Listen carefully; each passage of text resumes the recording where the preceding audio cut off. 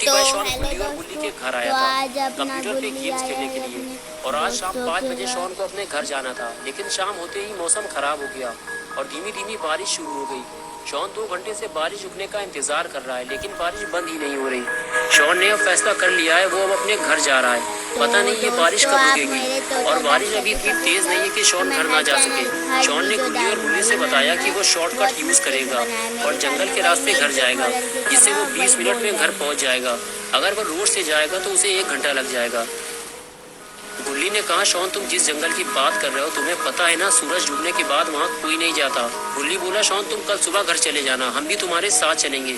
इतनी रात में जाना ठीक नहीं है। गुल्ली ने शॉन से बताया कि उस जंगल में ईविल नन का एक चर्च है। कहते हैं रात में वो नन उस चर्च में आती है। उसके हाथ में एक बड़ा सा हथौड़ा होता है, जिसे भी वो चर्च के आसपास देखती है उसे हथौड़े से मारती है। शॉन को लगा गुल्ली उसे डरा रहा है। शॉन ने गुल्ली से कहा, देखो गुल्ली, मुझे डराओ मत, मुझे पता है ईविल नन मर चुकी है और अब वो मेरा कुछ नहीं बिगाड़ सकती। ये कहकर शॉन स्कूटर पे बैठ गया। गुल्ली ने कहा, ठीक है, तुम्हें जाना हो तो जाओ, लेकिन रोड से जाना, जंगल से नहीं, और जाते जाते मेरा एक काम भी कर देना। शॉन ने कहा, तुम काम बताओ अपना, क्या करना है। गुल्ली ने कहा, तुम 2 मिनट यहीं रुको, मैं अभी आया। ये कहकर गुल्ली घर के अंदर चला गया और गुल्ली आकर स्कूटर में बैठ गया और कहने लगा, मैं और गुल्ली कल तुम्हारे घर आएंगे शॉन। और तभी गुल्ली घर से बाहर आ गया और शॉन के पास जाकर बोला, 2 दिन से कूड़ा लेने वाली नहीं आई है शॉन, तुम इसे ले जाकर कूड़ेदान में डाल देना। बड़े चौराहे के पास जहाँ बाबा चूरन बेचते हैं, उसी के पास उल्टे हाथ की तरफ कूड़ेदान है, वहीं इसे डाल देना। ये कहकर गुल्ली ने कूड़े वाला पॉलीथीन बैग स्कूटर में रख दिया और अपना पॉटी बॉय शॉन स्कूटर लेकर वहाँ से जाने लगा। तुम्हारा इंतजार कर रही है। और शॉन हंसते हुए वहाँ से चला गया। शॉन थोड़ी ही दूर पहुंचा था कि बारिश तेज होने लगी और अब शॉन के समझ में नहीं आ रहा कि वो क्या करे। शॉन ने कुछ दूर जाकर स्कूटर रोक दिया। शॉन थोड़ा कंफ्यूज है कि वो रोड से होता हुआ अपने घर जाए या फिर जंगल के रास्ते। गुल्ली और गुल्ली ने मना किया था जंगल से मत जाना, लेकिन रोड से जाने में आधे घंटे से ज़्यादा टाइम लगेगा और बारिश की वजह से अंधेरा बढ़ता ही जा रहा है। कुछ देर सोचने के बाद शॉन ने फैसला किया कि वो जंगल के रास्ते घर जाएगा और ये कूड़ा भी वहीं फेंक देगा। सड़क पे गंदगी फैलाना ठीक नहीं है। और फिर शॉन स्कूटर लेकर जंगल की तरफ आगे बढ़ गया। शॉन इससे पहले कभी भी इस जंगल के रास्ते अपने घर नहीं गया। आज पहली बार वो इस जंगल से होता हुआ अपने घर जाएगा, लेकिन शॉन की बेवकूफ़ी कहीं उसे भारी न पड़ जाए। जंगल के अंदर आने के बाद शॉन ने स्कूटर रोका और नीचे उतरकर आसपास देखने लगा। तभी शॉन को कुछ दूर सामने एक पेड़ गिरा हुआ दिखाई दिया। शॉन को लगा बस यही सही जगह है, मुझे यहीं कूड़ा डालना चाहिए। शॉन ने स्कूटर को स्टैंड पे खड़ा किया और कूड़े वाला पॉली बैग लेके आगे। 2 दिन से इसने कुछ नहीं खाया है, कुछ पैसे दे दो बेटा, भगवान तुम्हारा भला करेगा बेटा।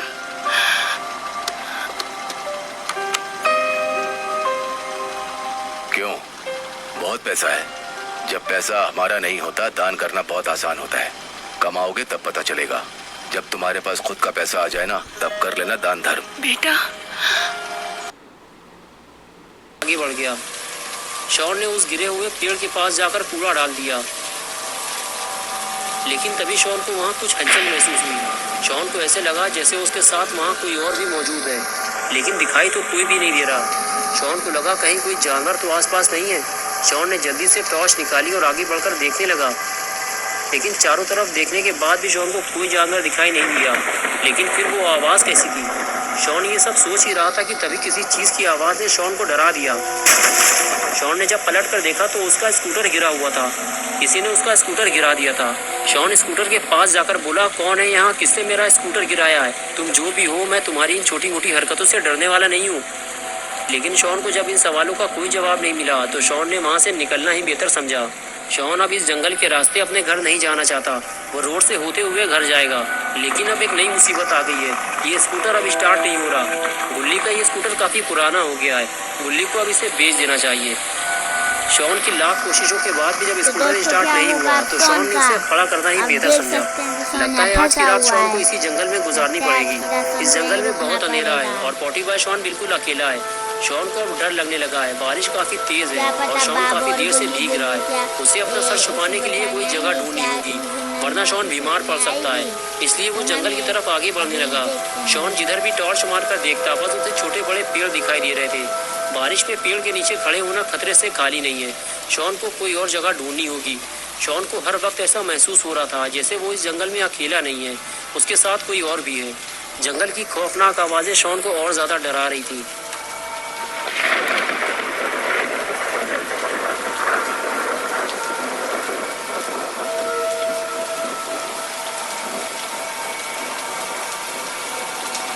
चलने के बाद आखिर शॉन को वो पुराना चर्च मिल गया जिसके बारे में गुल्ली ने शॉन को बताया था। शॉन अंदर जाकर उस चर्च को देखने लगा। उस चर्च को देखकर ही ऐसा लग रहा था कि वो कोई नॉर्मल चर्च नहीं है। उसके चारों तरफ कब्रें बनी हुई थी, या यूँ कहें कि कब्रिस्तान के बीच में एक छोटा सा चर्च बना हुआ था। पूरे जंगल में बस यही एक ऐसी जगह थी जहाँ शॉन भीगे बिना पूरी रात गुजार सकता था। शॉन अंदर जाकर चर्च को देखना चाहता था, लेकिन चर्च के दरवाजे इस तरह बंद किए गए थे कि कोई अंदर ना जा सके। शॉन आसपास की जगह और कब्रों को टॉर्च मारकर देखने लगा कि इस जगह रात गुजारना ठीक रहेगा या नहीं। और फिर तभी शॉन को गुल्ली और गुल्ली की सारी बातें याद आने लगी। गुल्ली ने शॉन को बताया था कि इस जंगल में एक चर्च है जो कि इविल नन का है और वो रात में वहाँ आती है।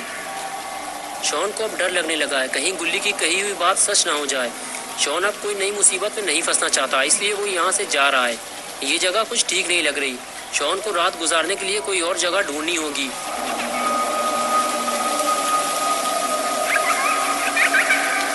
इसलिए शॉन चर्च से बाहर आ गया। शॉन जैसे ही चर्च से बाहर आया, फिर उसे किसी के चलने की आवाज़ सुनाई दी।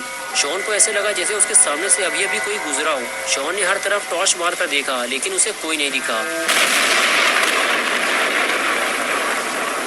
शॉन टॉर्च लेकर आगे बढ़ गया। कुछ दूर जाने के बाद शॉन को एक पुराना कुआं दिखाई दिया जिसे सालों से किसी ने इस्तेमाल नहीं किया था। वो एक वीरान कुआं था। शॉन उस कुएं के करीब पहुंचकर उसे देखने लगा। पूरा कुआं काला पड़ चुका था और उसे देखकर ही डर लग रहा था। तभी कुएं के अंदर से आती आवाज ने शॉन का ध्यान अपनी तरफ खींचा। शॉन टॉर्च मारकर कुएं के अंदर देखने लगा। टॉर्च मारते ही आवाज और तेज होने लगी, जिसकी वजह से शॉन का शक यकीन में बदल गया कि कोई तो इस कुएं में जरूर है। शॉन कुएं में टॉर्च मारकर देखता रहा, लेकिन अंधेरा होने की वजह से उसे कुछ भी ठीक से नहीं दिखाई दे रहा था। कुछ देर तक तो कुएं के अंदर से वो आवाज़ें आती रहीं और फिर बिल्कुल सन्नाटा छा गया। शॉन सोच में पड़ गया कि ये आवाज़ थी किसकी और अचानक से बंद क्यों हो गई, और आखिर कुएं के अंदर था कौन। कहीं कोई जानवर तो कुएं के अंदर नहीं गिर गया। शॉन कुएं के अंदर जाकर देखेगा कि कुएं के अंदर था कौन।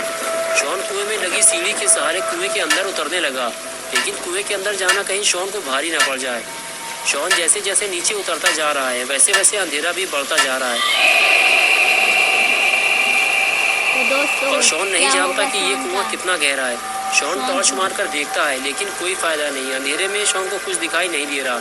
शॉन को अभी और नीचे जाना होगा, लेकिन कुएं के ज़्यादा अंदर जाना शॉन के लिए खतरा बन सकता है। दम घुटने से शॉन की मौत भी हो सकती है। लेकिन ये क्या, सीढ़ी के कुछ स्टेप्स टूटे हुए हैं। अब शॉन और नीचे नहीं जा पाएगा।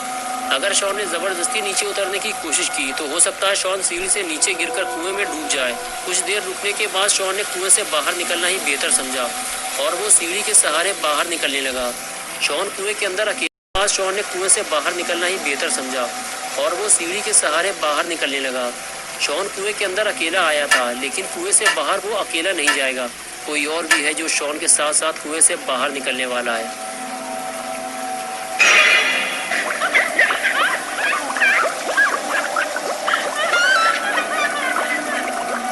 शॉन अभी इस बात से बेखबर है कि उसने कुएं के अंदर जाकर कितनी बड़ी गलती कर दी है और एक बहुत बड़ी मुसीबत वो अपने साथ साथ कुएं से बाहर ले आया है। लेकिन कुएं से बाहर आने के बाद शॉन का डर अब दूर होने लगा है, क्योंकि कुएं के अंदर उसे कोई नहीं मिला और इस जंगल में भी उसे कोई नहीं मिला। लोगों ने इस जंगल के बारे में झूठी अफवाहें फैला रखी है।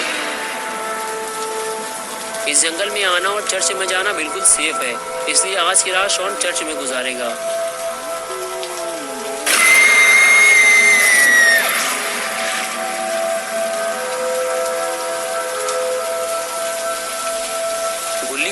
जितनी भी बातें इस जंगल के बारे में शॉन को बताई थी वो सब झूठ निकली, वरना इतनी तेज बारिश और गरजते हुए बादलों के बीच रात गुजार पाना शॉन के लिए बहुत मुश्किल हो जाता।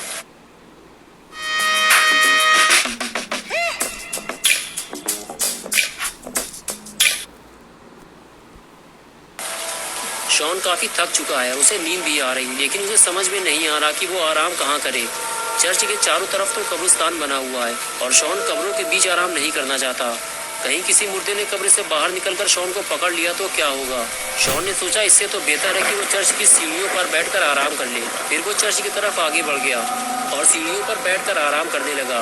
तभी शॉन को नींद आ गई और वो सो गया।